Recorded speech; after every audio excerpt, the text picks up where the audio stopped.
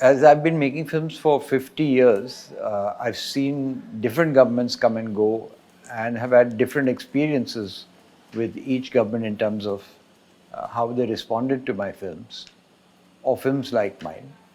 And things have got a lot worse than they used to be, but they were never good in the sense that every government interfered with the filmmaking in one way or the other. Mainly that the public distribution of my films was stopped. Many governments have used censorship against the films they tried to use, but I always went to court, won my court cases, and the films finally got passed without any cuts. And then I also went to court to force Doordarshan, our national channel, to show the films, because some of these films won national awards, and on the basis of the national award, I argued in court that if the government can give an award to the film, then the film should be viewable by the public. So the national TV should show it. The TV didn't want to show it, but we went to court and we won many court cases forcing Doordarshan to show these films, some even at prime time. It's not easy to find a judge with a backbone. So if you don't find a judge with a backbone, you're again in trouble, because there's so many unjust court judgments now. I don't think other countries have this kind of extreme interference in filmmaking, especially now I'm talking about documentary filmmaking. Of course, fiction films are also subjected to censorship, but there the cuts that they ask for have mainly to do with sex and violence. In fact, more sex than violence, because if you look at Bollywood cinema, it's full of violence. In the documentary films, that is minor part of it. The main thing is political criticism of the government or of the government's ideology. And that's why I say things are much worse now, because if you have a secular ideology, an ideology that is in consonance with our constitution, then right now you're in trouble, because in my view the government is not constitutional in the sense it's elected, but it doesn't follow the spirit of the constitution. So when you follow the spirit of the constitution, you fall short of what the government thinks you're allowed to do. And steadily the repression from the government has increased, and their idea of control has increased. So the difference between emergency and today is that today the emergency has not been declared. Our index has fallen dramatically, democracy index. We're very low ranked now in the world in terms of allowing freedom of expression. Every institution of the government now is being tuned to crush dissent. Government is making a big noise about the Taliban has come to power in Afghanistan. They're sounding like, I completely am horrified that the Taliban has come to power in Afghanistan. But I don't see how this particular government can talk like that when it behaves like the Taliban in India in so many different ways. Their attitude to women is similar, their attitude to minorities is similar, and so it sounds a little disingenuous for them to cry about Taliban. We can cry about Taliban because we believe in secular values. We do, and we are opposed to groups like the Taliban. But I don't think the extreme right-wing Hindu fanatics have the right to say anything, because they're doing exactly the same thing. So basically, the victims of what is going on today will know that there's an emergency right now. Not everybody realizes it. The middle classes or the elite classes probably don't understand that there's an emergency, because for them they only look at the share market going up, and even things like joblessness doesn't really affect them too much. But anybody else knows that things are much worse, and there is dissent is not tolerated at all. I'm not talking about as a filmmaker alone. I mean, in the days that I was growing up, and until not too long ago, we could protest against things that we felt were wrong. But now the avenues of protest have been, actually we've been squeezed. So in Bombay or Mumbai, that is known as today, there's only one Maidan where people can protest. Everybody has to go to that Maidan, and nobody else bothers to look at them, because that's like a regular protest site. So also in Delhi, Jantar Mantar is the designated place where people can protest. Earlier we could protest everywhere. We did protest in many places, and it was taken notice of by the media. Today the media very often, the mainstream media very often ignores all protests. The mainstream media, electronic, television, as well as to some extent now we have social media that does report things, but that's the number of people they reach is tiny compared to the media that the government has control over. And when I say control, it's not control like in the emergency time. Emergency time was a declaration that you can't do this. Now it's not a declaration, it's an understanding. It's almost as if the owners of the media and the government fully agree with each other and play the game. So people who, like me, are unhappy with the situation have very little avenue of officially registering our unhappiness. There's always been in India a Cinematograph Act, which derives its basic structure from the Constitution. So the Constitution guarantees freedom of expression under Article 19, but one part of Article 19 also says that there are reasonable restrictions, and that means those are things like sedition. I mean, where if you're trying to overthrow the state, if you're trying to create an armed struggle to overthrow the state, they can intervene. But the censor board, in fact, by the way, it's not even called the censor board. They changed that name to make it sound better than saying it's a censor board. And what the meaning behind that was that they were supposed to certify films. Like they could say that adults can watch this, and younger people can watch U certificate films, and older people can watch adult films. And there might be X-rated films for things that go beyond that. But they are not actually implementing the certification process as much as exercising the right to re-edit a film. So if I have edited my film, or I've got somebody who edited with me, that's not enough for them. They want to be the editors. So that is taking over creative control over somebody's work, which I think is not acceptable. Not really. One should not be allowed to do that.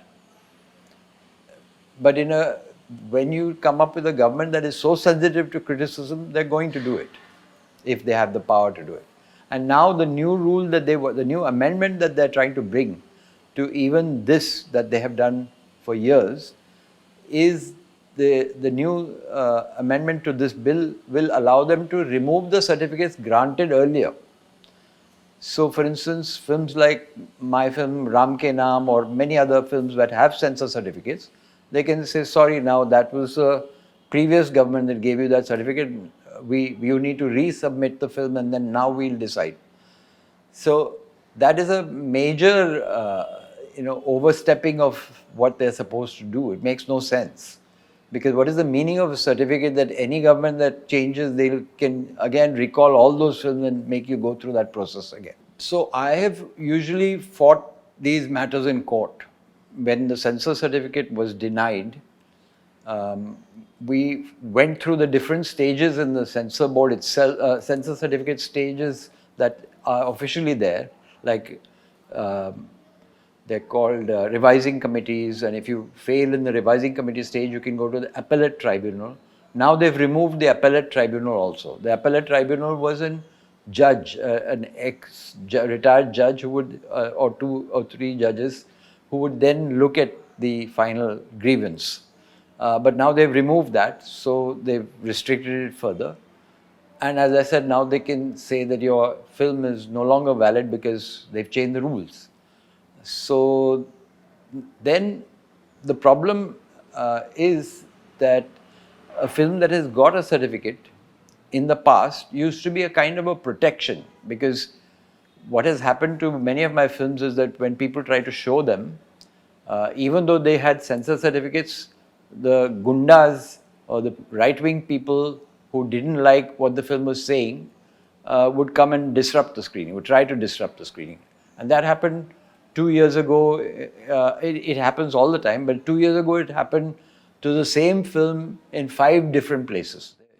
In the Ambedkar University in Delhi, in Hyderabad University, HCU, it happened in Calcutta and 2 universities.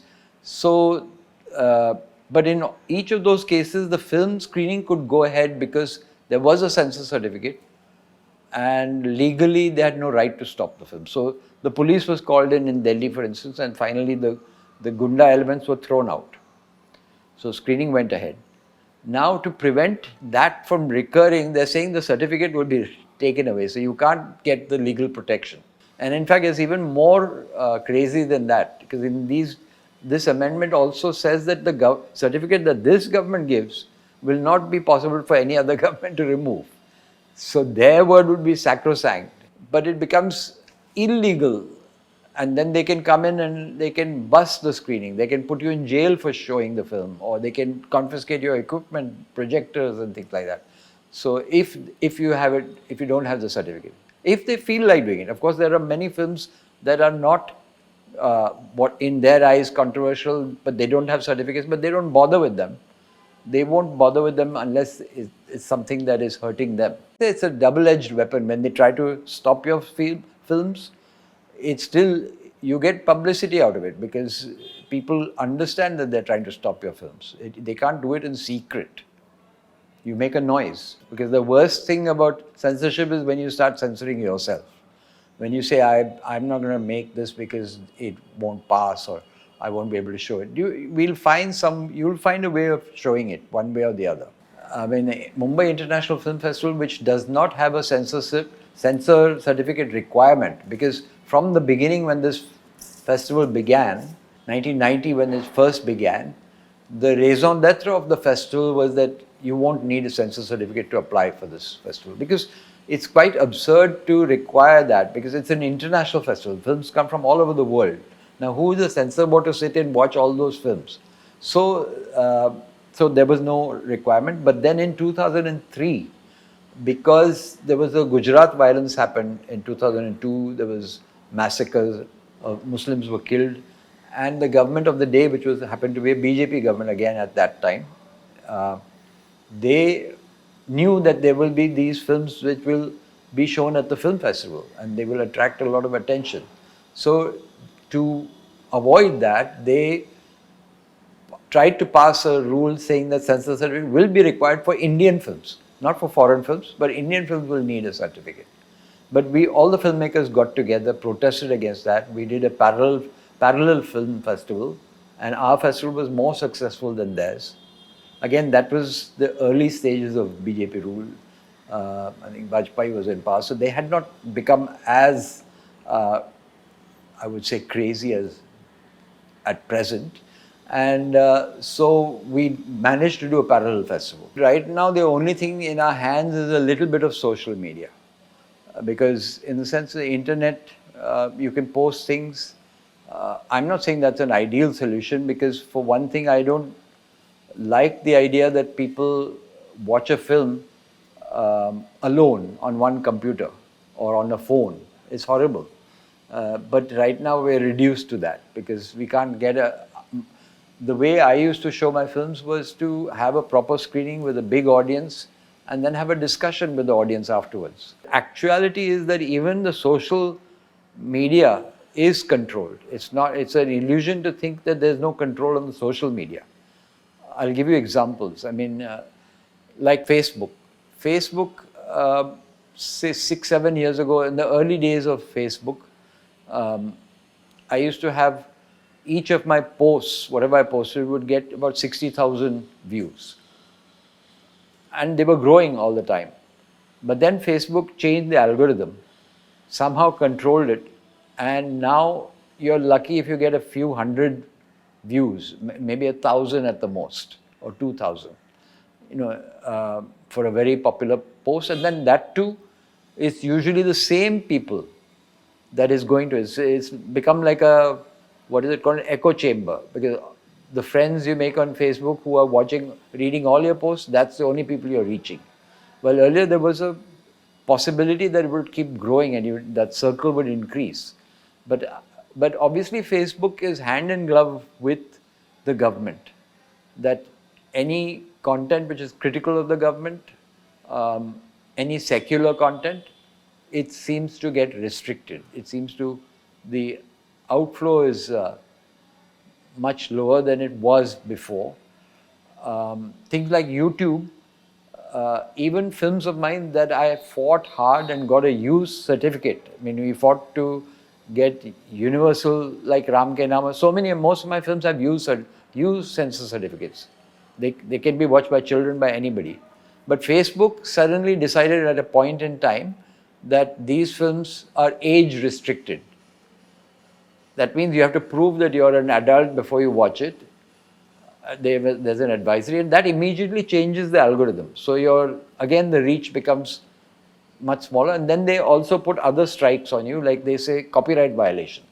Now anybody, Tom, Dick and Harry can say this is a copyright violation. They don't have a clear-cut mechanism by which you can argue this out. It's not like me going to court and say, no, I shot it, this is my footage. They say it's copyright. Somebody has a claim on that footage. So then once you get a strike like a copyright violation and age restriction, again your reach becomes much smaller. So these are games that they play. And then you know what has happened with Twitter, for instance. Twitter tried to stand up to the government a little bit, and then the government cracked down on them. So they are playing the game also. So all this so-called international social media is also controlled through the government. Things like Netflix, where a film like Reason should have been shown, because it's an 8-part film, it could have been serialized and shown as a serial. But Netflix told me openly that if they show my film, they'll be thrown out of the country. So that fear is not spoken about, is not talked about, but there is that. Even in the international media that enters India, they are playing the game.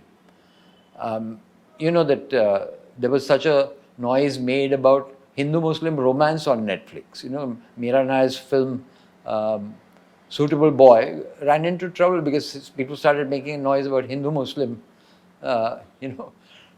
romance. So it's as bad as that. Luckily, that film wasn't taken off, but the message was sent to everybody. So obviously, there's self-censorship going to happen after that point, because people who make fiction films or high-budget films, they have a lot to lose if suddenly their avenues are cut off. In my kind of case, it doesn't matter to me that much, because I'll still make the film. But the big guys who spend huge budgets, they are going to be scared. We have to do what we believe in, one way or the other, because circumstances are never there forever. Everything changes. You have to keep fighting, because if you censor yourself, then you're sending a message to everybody to be a coward. And I don't want to send that message. No matter what happens, we will keep speaking, and we will keep finding ways of getting the word out.